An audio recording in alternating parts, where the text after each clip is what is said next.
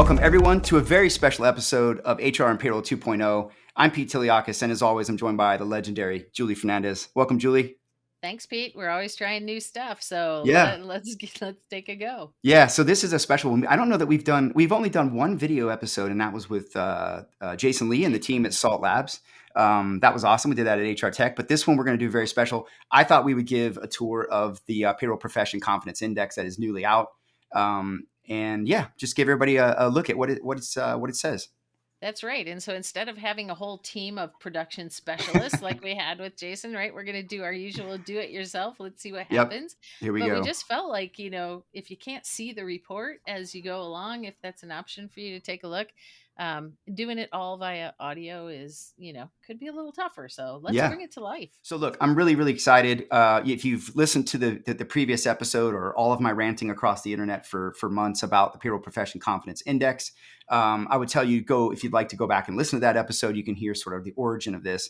But fundamentally, the Payroll Profession Confidence Index is a sentiment-based analysis dedicated to the payroll profession. It's all about understanding how the profession is feeling about the future, about technology, the way they're being treated by their organizations, how they're being invested in or not, what their biggest needs are, how the impact can be for the organization when payroll is invested in and championed and cared for. And so super excited and really appreciate everybody taking their time to give us this input.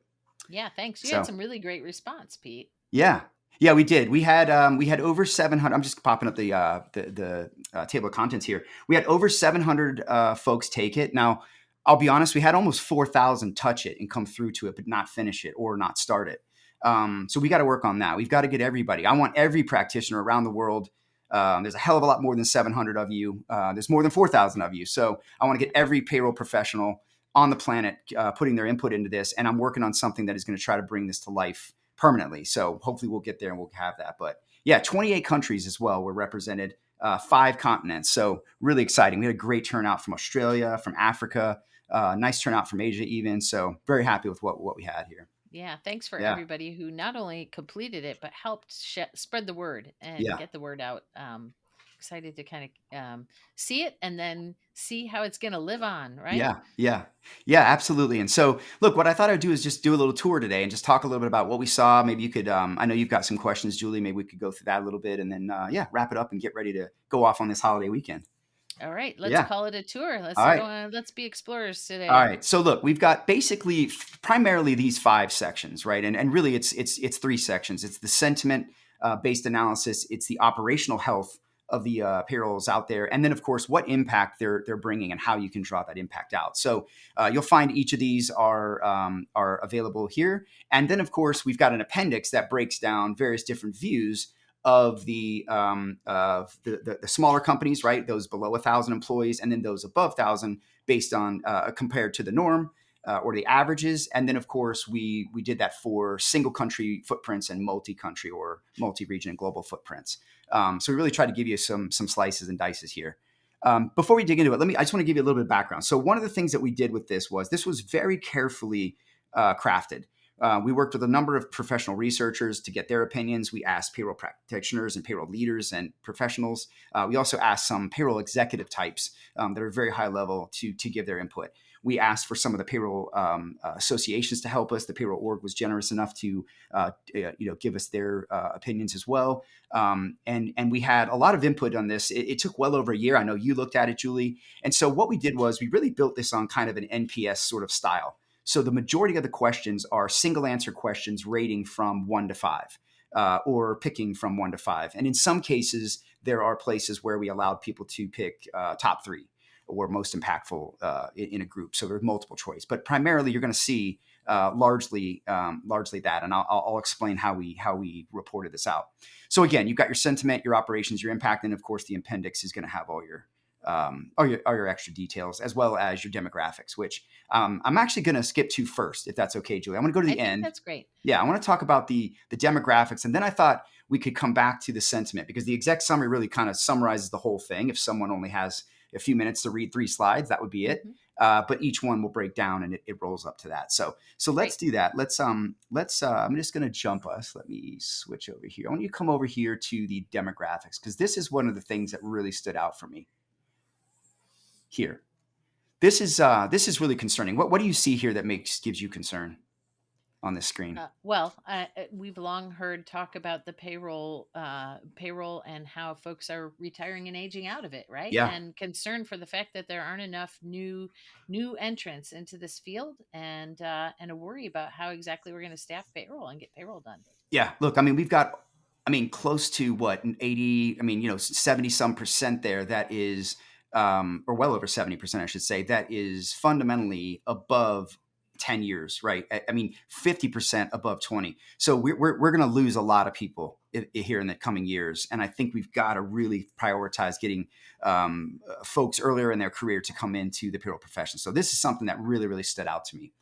I just want to show you real quick here to the respondents. Again, we had 28 countries represented. That is, I think that's impressive. I don't know what survey has reached that before in this space. Maybe there has, but I was very happy with that. I would have liked to have seen Europe show up a little bit better. We could have used a little bit more help in that area. But otherwise, we did really good. And thank you to Australia. They really turned out. They really, really turned out in this. So great job. Okay, so also like I said, we go on into areas of where we'll look at things like the size of the companies. We had a nice little swath there. Good bit of about half were single country. So we had about the other half, obviously, being multi-country, multi-region, and global, Yeah. of course. So good mix here. That's important. Folks always want to Yeah, know, and I think it's a slicing and dicing, right? Where yeah, you're able to, if you want to get a little bit of like me kind of yeah. insights, they're all there and all available. But these are the things that folks most want to cut Absolutely, the data by. absolutely. Yeah. So let's jump back. I want to come back to our sentiment analysis now. I want to go back to our sections here, and I want to kind of talk you through the pieces of this, right? So we've got the outlook of professionals, we've got the respect and perception, and then of course we've got how well executives are engaging them. So let's jump into this first one. So not so bad, right? I'd say there's a cautious optimism if I were to grade this. I think payroll professionals are largely excited and cautious, but also cautiously optimistic about the future. There's a lot of concerns for what AI is going to do. But one of the things that really stood out to me here was just the unwillingness by organizations to modernize or change. I think that's probably one of the biggest barriers to payroll right now. In addition to the shrinking talent pool, right? We're just seeing it's what I think is driving a lot of the managed services right now. In addition to some of the innovation transformation as well. So positive, pretty much here. And of course, empowered by technology. I think most professionals feel that way, as you can see. But there is that sort of hesitation about what may be coming. Yeah, and I So do think, in that top concerns where AI and automation, digitization show up with the yeah, aging workforce that we talked about, I mean, it stands to reason that folks that are in the field and, might not be in it for that much longer are thinking, either this is going to take my job away or, it's not such a big deal because it's all getting automated anyways. And yeah. neither one of those ends of the spectrum is really all that keen, right? Yeah, yeah, and look, again, I'll say I think AI is friend, not foe. I think it's a tool. I think it's going to be an enabler, and I think it's going to create some really interesting careers for people if they can lean in and become champions of it. Absolutely. Yeah. Okay, let's All keep right, going in let's sentiment go. here. Here's where I really got upset. This is concerning, right? We've got about half of the professionals feeling highly or very highly respected. That means less than half, or about half, or I'd say less, obviously, are not, and that's a problem. We shouldn't have. That should be a small number, if anything. It really needs to be zero, to be honest. And then, of course, just the level of perception for payroll, right? And we gave some definitions to this and tried to see how people operations were being perceived. So you can see less than 40% are seen as a center of expertise or an outlet of proactive engagement, which is concerning. We got a lot of work to do here. And you can see some of the quotes here from around the qualitative data that we collected and some of the things where people are saying, look, HR just doesn't know what the heck we Yeah. do. Pete, the Yeah. one immediately to the right is the one that struck me the most when I had a Yeah. chance to see this. And that is, I hear a lot of times that this idea that everything comes together at payroll and it's always just in time. There's not a lot of extra time accommodations when you're trying to get payroll out on a schedule, and it becomes payroll's fault. Oh, And in yeah. fact, Yeah. a lot of the failures that are happening at that juncture of all of those key processes, don't the root cause is not payroll. And Yeah. so that just makes the job all that more complex, Yeah. and yet that's where the symptoms appear and where things get loud. Hi, we're Meg and Amy from The Meg and Amy Show. We're not only tech execs and big picture thinkers, we're also best friends. We're curious learners. And on this podcast, we're challenging the status quo and activating the future. And we're going to give advice about work and leadership, right, Meg? You know, we can't help ourselves. But this podcast is about exploring possibility, not being right. That sounds refreshing. For more, tune in to The Meg and Amy Show. Yeah. Look, I'll go as far as to say it's a systemic ignorance, if you want to be honest. And I don't mean that in a disrespectful way. I mean that to say that people just don't know. I mean, how many times, Julie, I know you've been there. I know you've been there. I've worked in a Fortune 100 company as a payroll leader. I have advised many of the biggest companies on the planet around payroll in my consulting days. And I can tell you how many times I sat in conference rooms with major decisions or major actions that are happening around the business that were causing impact to humans, which they almost always do. And anytime anything even sounded remotely close to payroll, most of HR was shoving their fingers in their ears, running for the hills. You'd have thought we'd have dropped a bomb in the middle of the room or something, right? It's like, I mean, and what drives me crazy about that, and I posted this the other day, is that I know as a leader, my team and we knew more about HR and the business than HR thought they did. And a lot of times we were coaching them on what they should have been doing because they had no clue, because they're so siloed and so focused in their world. And what they do is so important that they don't take time to understand any of the integration or synergies with the other teams. But we don't have that choice in payroll. We have to understand the process, everyone's process, every business process, because it all rolls down to us. And so take a minute and go have a conversation with one of your payroll people. Listen to them. They actually might know a hell of a lot more than you're giving them credit for. And the less than stuff has just got to stop. You're absolutely tying both your feet together. It's like a one-legged sack race. You know those, those sack races at the fair or whatever you do, or you get with a buddy. That's what you're doing. Like, take your leg out of the sack and sprint, and that's getting payroll involved, right? And so, have some respect and start understanding what they do, because there's definitely a problem with that. Yeah, and that gets more and more prolific. I think the larger the organization gets, where you have, discrete roles and handoffs, right? And things, one has to do a part and the other has to do another part. Payroll has a very tangible, quantitative role, and that's how they understand the data. And HR has, a different role that's more people centric and people focused. And so it's different lenses. As you move down market, those are in the same person, Yeah. often, Yeah. more often than not. And so, Yeah. so it shows up in different ways in different client organizations and to different degrees. But your survey certainly showed that there are folks that are feeling that acutely, and it undoubtedly affects the way that the value that they feel they bring to the organization. And that's the challenge. Oh, yeah. Well, bouncing back to our exec summary here, I put this in there this year. I want to show you this. Right? Payroll is an iceberg, right? I gave a video on this. It's a hell of a lot more than what you're seeing above the waterline. That's what you see above the waterline, the employee experience, and mostly only if someone complains, paychecks that come out, and maybe the reports that you get or don't get for your organization. But here's what's really going on. And this is being polite. This is, I mean, we probably need 3 or 4 pages for this. And focus down there on the bottom, right? It's pretty much, in addition to the mammoth task that they have, it's probably also any and everything that anybody doesn't want to do that sounds like payroll, because HR's got their fingers shoved in their ears. Wake up. There's a lot more going on below the iceberg, and you don't want to be the Titanic and sink because of payroll. All right. Let's come back. Hey, they need to hear it. We need to hear it. Pete, I'm gonna have to temper your fingers in the ears visual, because it's really not that bad all over, right? There are places where that's the case. Oh no, yeah. Like, you're giving me but a Julie, visual that's giving me the. Am I exaggerating in your career? Am I exaggerating? You've sat in front of so many different executives in so many rooms for transformation. How many times have you seen it? It depends. I'll tell you, Yeah. It totally depends. Depends on the culture of the org. Yeah. Let's also think about, sometimes HR owns payroll, and they're all one team, and sometimes they don't. And so those different nuances make all the difference, right? In that visual that you're painting. But just the less than stuff, right? Like that, there's a systemic less than problem. I mean, I would argue that with anybody. I feel it.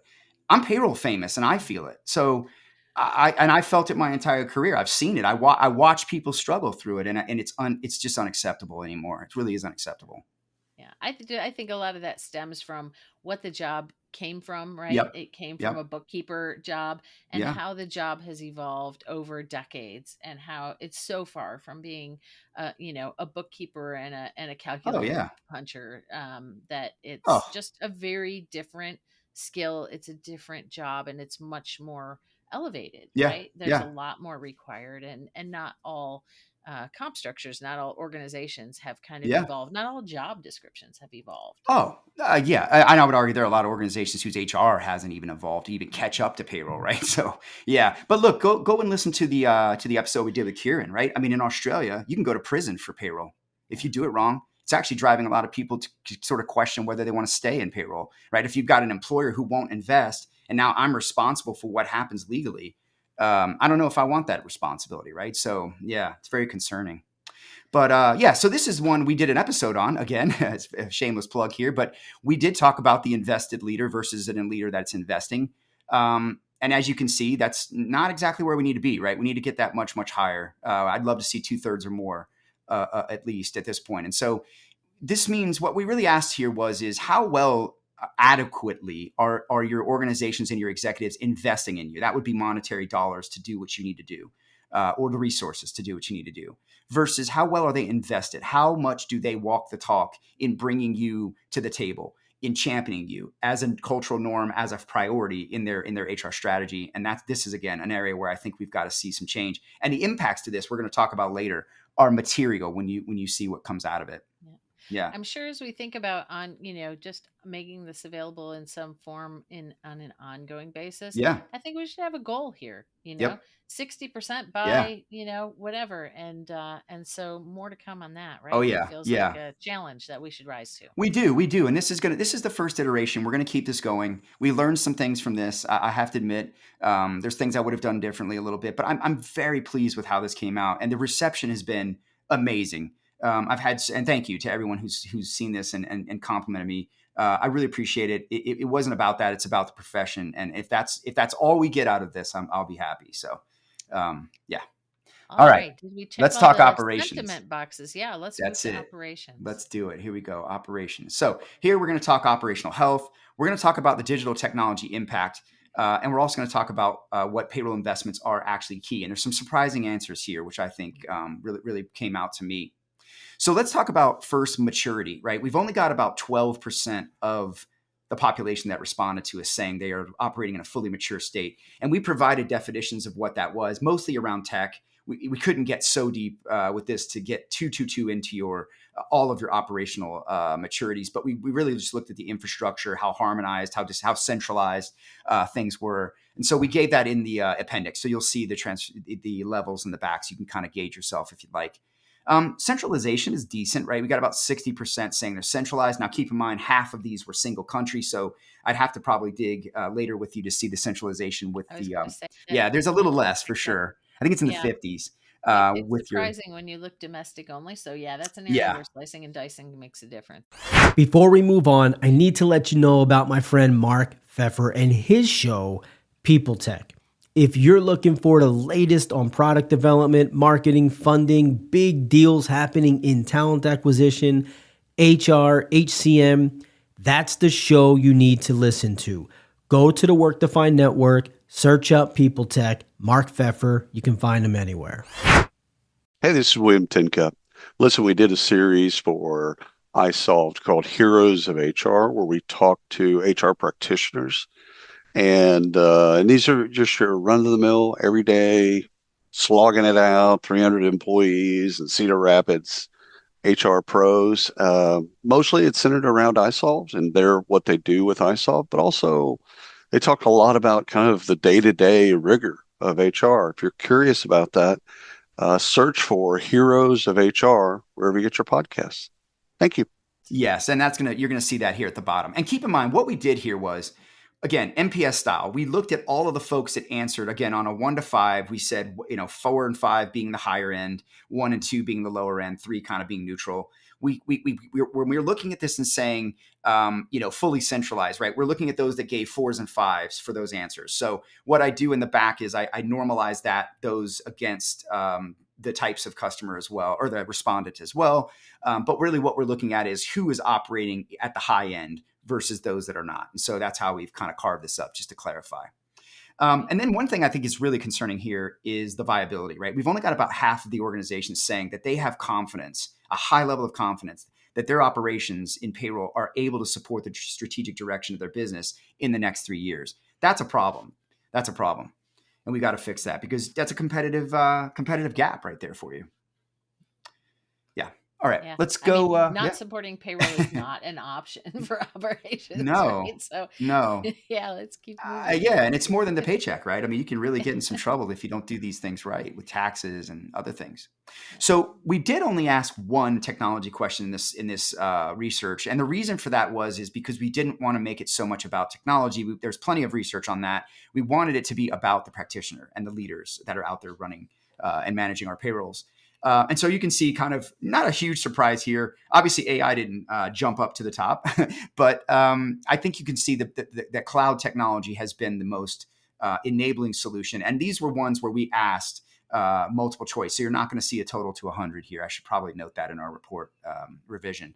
But yeah, so obviously mobile ESS making huge impact, analytics. And interestingly, there were some differences in how these came out for smaller versus larger companies that I'll point out as we get to the end. But yeah, just a quick look at what they thought about tech. Yep. Now, here's what I thought was interesting. When we asked about the most impactful investments that you could have, we asked what is it, right? I mean, and again, here's where you could do top 3. So this is not going to equal to 100, but look what's first there, Julie, right? I know. Education. The first 3, actually. Yeah. When I looked at this, just putting those first 3 together and saying it's about the talent and the skills and the respect. Yeah, and the respect, and that is just screaming out of these results, right? Oh yeah, and cloud technology popped up, obviously all the way to the right. Now your transformation was key for the multi-country orgs. I note that there, and I'll show you that. I'll show you that later here on our breakdowns. So this was surprising to me. I actually sort of thought transformation would have been higher. But this is good. This is cool. This is cool to know. This is good to know that our folks are asking for help. And they're asking for it in an area that I think you should be investing in all of your parts of your company anyway, right? So, yeah. All right, let's talk impact. This is where some eye-opening stuff came around. And we asked about things like ROI and value realization, and we defined that for the survey takers.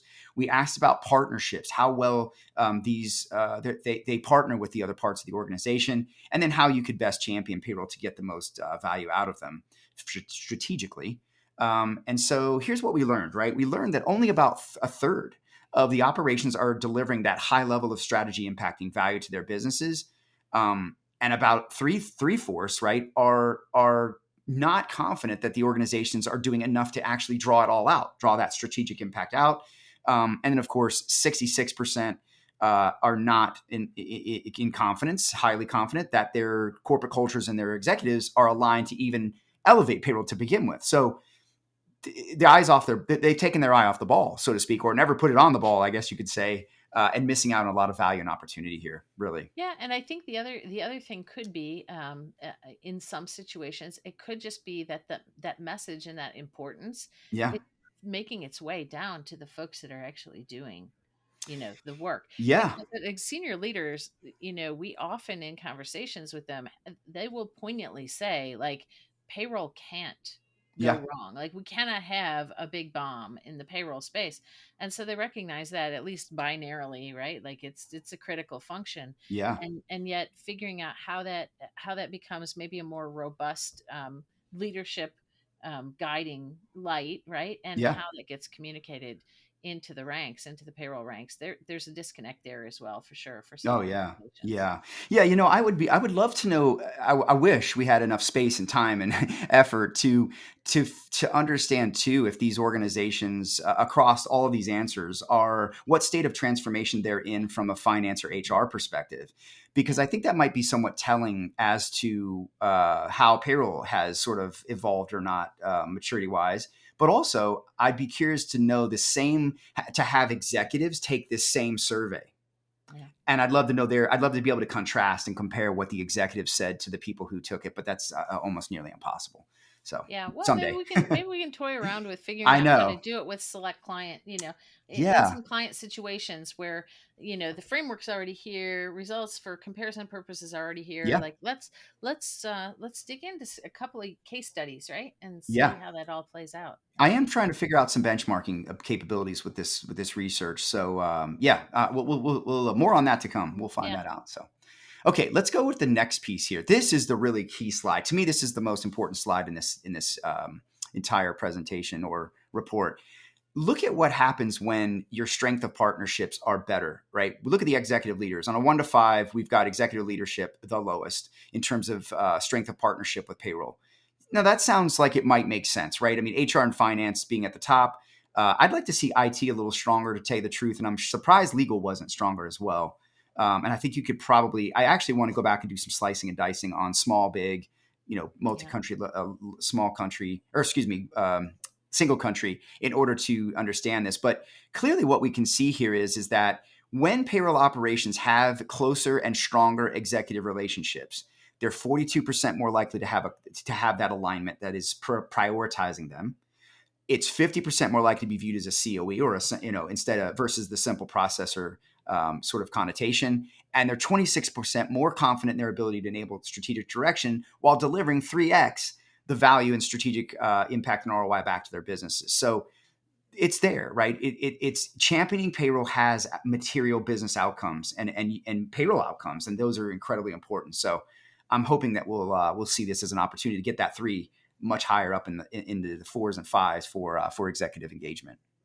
Yeah, and I'll be Yeah. excited also to see, how can we use some of these findings to figure out, a quantitative impact to a business Yeah. case, for example, because that's Yeah. always one of the sticking points in trying to get approval or trying to get buy-in for some sort of a bigger transformation. And so it feels like we have you have found the beginnings of Yeah. of something that might be quite useful. I hope so, and I want to dig down into some of these too. We're gonna shape this for next year and the next year, right? We're gonna continue to figure out what we need to dig into, and maybe there's some pulse surveys you and I could work on some of this, where we could Great. crack this apart. I think this would be a good one for us with your transformation slant. We oughta work together on this one. Yeah, So for sure. yeah, get this number up. Okay, let's do one more here and talk about what are the best ways that leaders can invest, if you will, in prioritizing payroll and how they can champion payroll best for success. And look, far and away, it's bringing them proactively to the table. We call it a seat at the table. It's really just engaging them and getting them involved in strategic initiatives much, much faster. Investing and engaging them to prioritize it within your culture, and making sure that they have adequate investment to actually do what they need to do. So yeah, not a lot of, not surprising here. I don't know what I was expecting on this one. But I think the things that I expected to bubbled up well. And I was happy to see that budget didn't just hit the top, because I think there's so much more to it than just money. That was one of my Yeah. first observations too, as well as, in the bottom right, you have investments in the payroll operating model modernization. And then the top left, like, so those middle couple are the areas where we actually see the most client work happening, right? Yeah. So actually, hands-on, there's some very tangible things that you can do between the operating model and the integrations strategies and kind of figuring out how all the tech Yeah. piece fits together that really can start to bring some of this to life. And that's where I see a lot of clients focusing is in leading a growing business. It's like building a plane while flying it. Team building, decision making, and scaling all at once. At CPO Playbook, we get it. That's why our podcast, ranked in the top 10% worldwide, tackles the toughest leadership challenges with insights to help you lead smarter and grow faster. Tune into the CPO Playbook podcast, because leadership doesn't come with a manual, but we're pretty close. in that spot. Yeah. It's very tangible. Oh yeah. Oh yeah. It's good stuff. And look, Yeah. I think what we're hearing is payroll say, give us an opportunity, give us a voice, invest in us, give us the ability to actually perform our jobs without one leg in the bag, right? I mean, Yeah. let us run with both legs and let us sprint and show you our skill and show your athleticism. And that's all they want, right? They just want some engagement, they want some respect, and they want some inclusivity. And I think everyone's asking for that. I don't know why payroll isn't part of the priority in that, but That's it, right? And I think that I think you can actually, you don't just have to spend money. You can actually just care, just prioritize them. You certainly do have to keep them modern. Certainly do have to invest in payroll, just as you do, anything else in the business. But I think it's a lot of it can be empathy and just understanding them and being able to try to help move obstacles for them to be the best they can be. Yeah, So. great point. Cool. Okay. So look, I want to, let me just give you a couple little show points here on the appendix so you can see, and then we'll bounce back to that executive summary. I want to show you what that looks like. So basically, like I said, you're going to have your maturity scale in here, your demographics, and then of course the breakdowns by type of business. So maturity scale is right here. We shared this when we gave the survey, so people had something to look at and bench themselves off of. And again, this is very tech focused. It's not all that you would need to be a mature operating model. You would definitely need to think about your processes. You'd have to think about your staffing, your governance model. There's so many things I know you, Julie, help people with. So this is really just a kind of a baseline to say how technically infrastructure sound are you? And consolidation, right? Especially Yeah. when you're beyond. How harmonized? Yeah. How harmonized and centralized are you? Yeah. Yeah. And then of course we had the demographics, which we've already kind of shown you, but I'm going to show you this here for what we did for single country versus multi-country. You can see some of the differences here. What we did was we basically looked at, like I said, all the high end 4 and 5, the most confident folks versus those that are not, and gave you the percentages of those numbers. And so you're seeing your single country left, multi-country right, and your overall kind of average down the middle. And where you see gold, in a number, that means it's 5 points higher than the average. Where you see red, it's 5 points lower than the average, at least. So So you the can see. obvious one being centralization, right? Yes. So in a single country model where it's locations that are centralizing, you'd expect that to be a lot higher. And when it's a multi-country model, it's not a slam dunk that all of those are coming together under the same. Yeah. I thought it was operating. interesting. That's totally true. Totally true. And I think it's interesting you see here that the perception is higher for multi-country practitioners and leaders. So that's interesting. I mean, not a lot, but still a good pop there. And then, of course, viability over on the multi-country side. We got a lot of opportunity there to get folks mature and not just that, but viable. Yeah, exactly. So good. All right, let's go in here too. We also kind of broke down some of the top investments, most impactful tech, and then of course ways to champion. Again, transformation and change was maybe the only key thing different for the multi-country guys. And then, of course, we did the same thing here for small firms, large firms.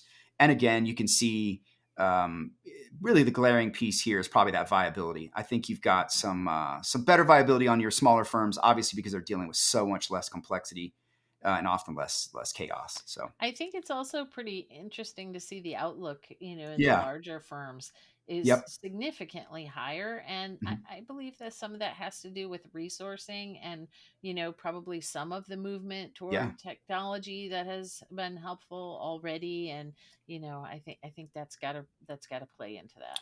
Oh yeah. And what compliance criticality and other things are much more intense in a bigger company and much more sometimes public and ramified. So I would hope that all of our companies are investing, but maybe what we're seeing is a little bit more investment by the bigger firms.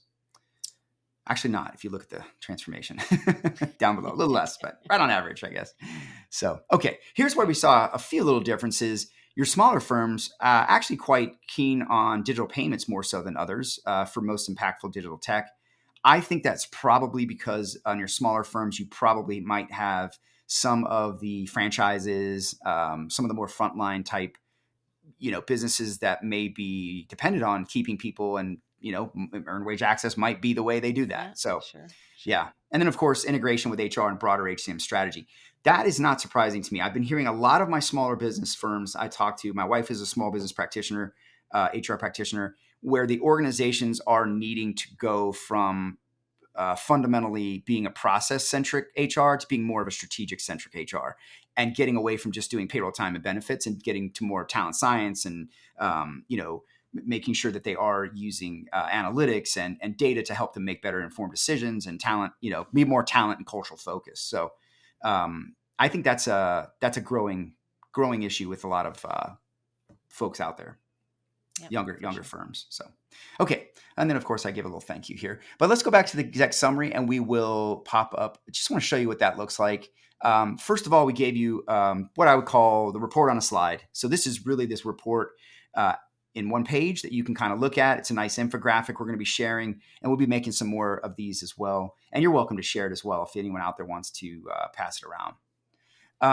If you come here to the my iceberg, we already saw this, but this will give executives an idea of kind of what payroll's doing. And then, of course, we just sort of summarized and brought up a number of the points the key points across the report here for you to have a quick 4-slide read. Probably take you 10 minutes, and you could digest all this pretty quick. So Pete, you know what I think is the most interesting speaking point about the executive summary here is the experience that we had when we were at the executive summit at the payroll org a couple of weeks ago. And here we had a forum with 60, 80, I don't know exactly how many. We had a good number of executives there. It was 50 plus. And 50 plus. Yeah. And so we started the day, really trying to interact with senior leaders around these things. And very quickly, while we'd pulled a few excerpts from the report, very quickly, the conversation really got very robust around change and change management and the idea of bringing change to the organization, in payroll and the payroll touching impacts to that. And some of the war stories or the, perpetual mysteries of doing that. And to me, it was just very encouraging to see that senior leaders are engaged and, easily and quickly in thinking about, the challenges that it will involve to, to boost the game, right? Yeah. And to engage and to really, make a run at some tangible things in this space. And, and I don't know, there's nothing about the data that would have expected us to go there, but leadership is engaged and they are interested in and that I thought was, that since this is all about sentiment, to me, that was the greatest, reinforcement of your work was to see that happen. Yeah. Cool. I appreciate it. Yeah. Look, I mean, that's all this is about is just awareness, just bringing people a message to say, to help change the narrative for payroll. And I hope that's what we've done. We had a good turnout, but we got to do it better. We're going to do better next time. I'm hoping to keep this thing alive. I really am working to put this online forever, so that people can come and use it. And I hope maybe I can get to a point where I can help you benchmark with it. And if anyone wants to use it with their customers or they want to use it, you're welcome. Just download it. I'll put the links in the description. Reach out if you have questions. You want me to come talk to you about it? I'm happy to do that. And just want to get it out there and get more people to be aware of what's going on. So listen, on behalf of everyone, I know you've heard this as well through individual feedback, but thank you. This was a passion project of yours, and it's the first of its kind. I know, focusing on sentiment in a functional area that is so important to all of us and really critical to companies, and feels like it needs a pat on the back and also, a little cheerleading, to let folks know that we know the criticality, right, of payroll in the organization. So thank you for that. Now we actually see, there's actually something tangible to look at around payroll sentiment. And I love it. I love it. Yeah. Look, thank you. And let's thank payroll, right? I mean, we couldn't have done this without payroll. We couldn't have done it without the associations that helped, everyone that got involved. Thank you so much. It's, I'm a servant leader. I'm here to just be a voice. That's all. So that's Pete saying, we love you guys. I love you. I do love you guys. Next time. All right. Well, look, hey, thank you so much for doing this, Julie. Thank you for all your help as well. Thanks for everyone that listened. Go check out the report, share it, like it, and let's do better on the next one. Let's get more. Let's get 1,400, 1,000, whatever it is, whatever we got to do to beat the 700. Let's raise those numbers. Let's get more people involved and raise the awareness for payroll.